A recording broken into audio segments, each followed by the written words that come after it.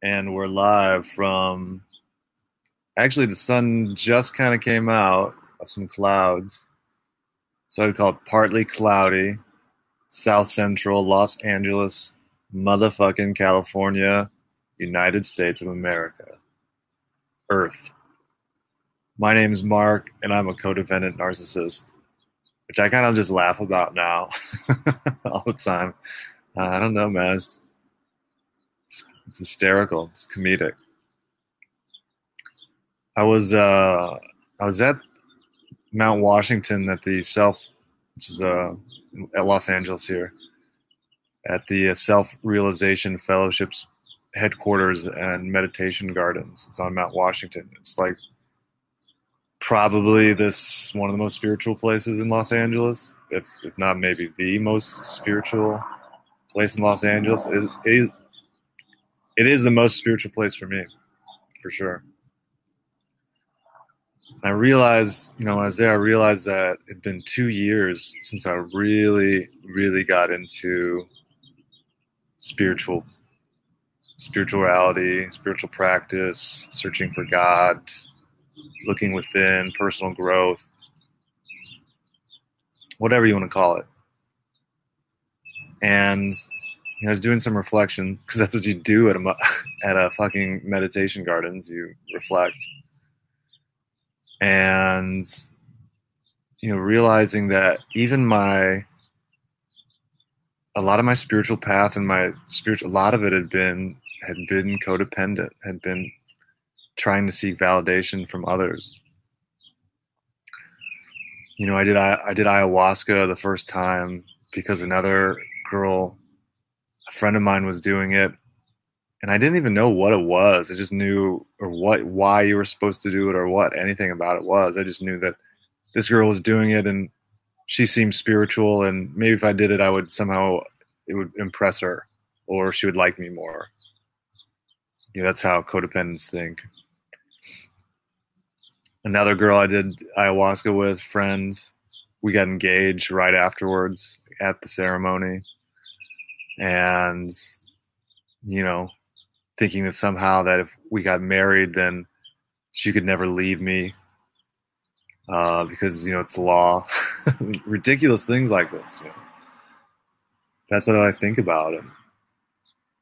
Even realizing that, um, getting into self-realization fellowship and yogananda and reading autobiography of a yogi was because a friend of mine was reading the book, and I thought she was pretty spiritual, and I didn't think I really was that cool or spiritual at the time, and maybe if I read the book too I could like get something out of it, and we could become more friends and talk about yogananda or whatever.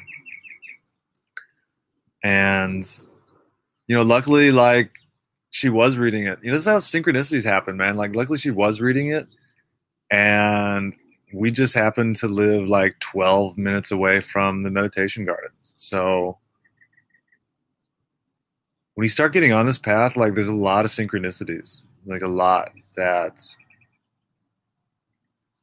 really help you along your way. If you're paying attention to them, everybody gets them. They're really trying to tell you something. Just pay attention. Um, Pay attention.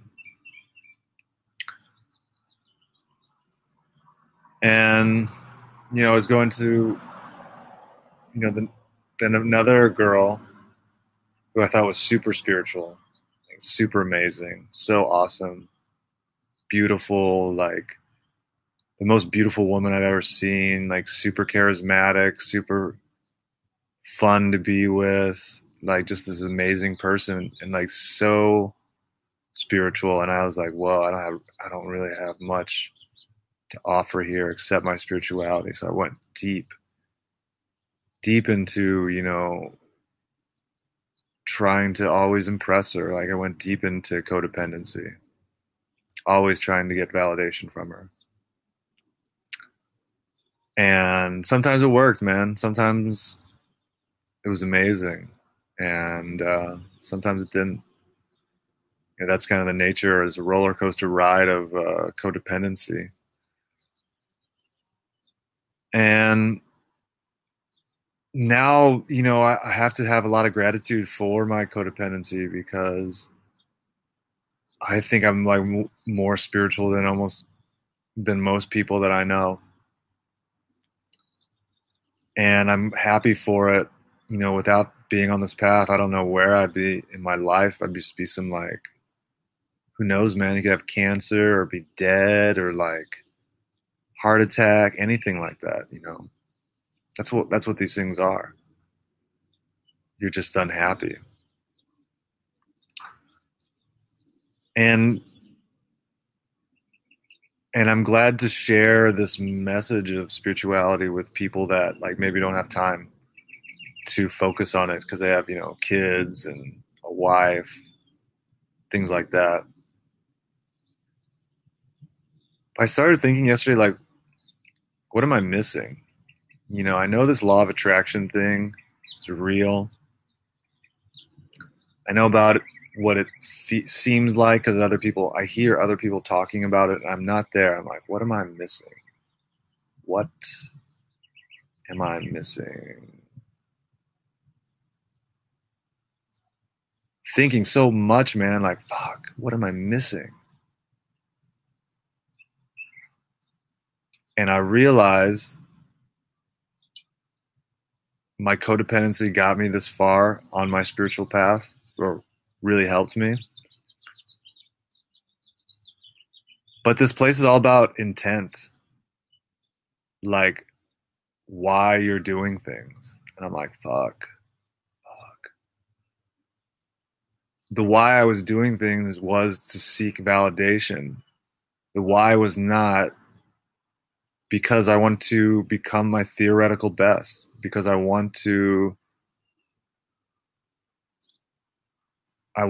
be the best version possible of myself. My why was off. My intent was off. And that's motherfucking everything. Fucking everything. Suckers. Mother suckers.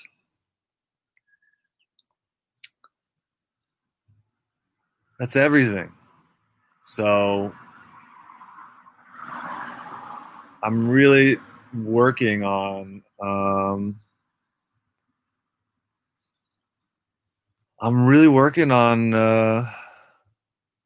just having this awareness, I guess. The first thing is awareness. If you don't have awareness, you're fucked. Can't do shit. Can't do shit about shit you don't know about. So just having this awareness around this issue, focusing my intent, writing down these intents every day, so I'm able to draw my intent back to these things, and to have the overall, reason why is because I want to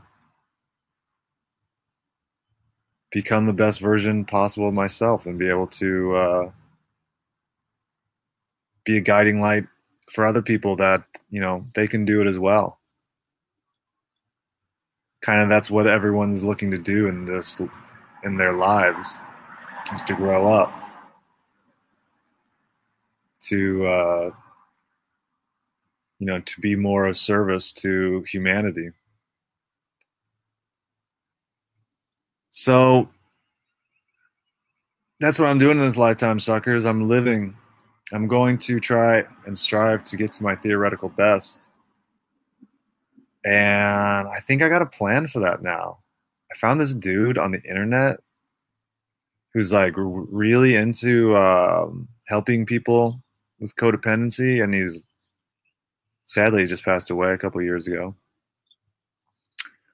And I'm going to go through all of his lessons that he's left on his website and see if that helps. But I think it might, because when I first found this guy, it was through actually, anyway, another synchronicity of how I found this guy. I started crying. I just out of nowhere, like, whoa, what was that? Who is this dude? Oh, I need to pay attention to this shit. So I hope to have this more information about this about my journey. I'll be continuing like sharing what I learned and stuff. But in about a month, I want to have a lot more information to be able to share.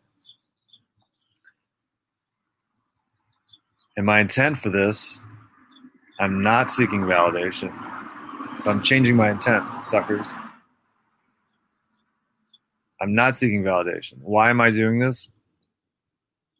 Because I know what it feels like to think of yourself at some point in your life as being one of the loserest of the losers. I understand what that feels like. And if you found this, if you're listening to me, I understand your pain. I really do. And I'm sending love.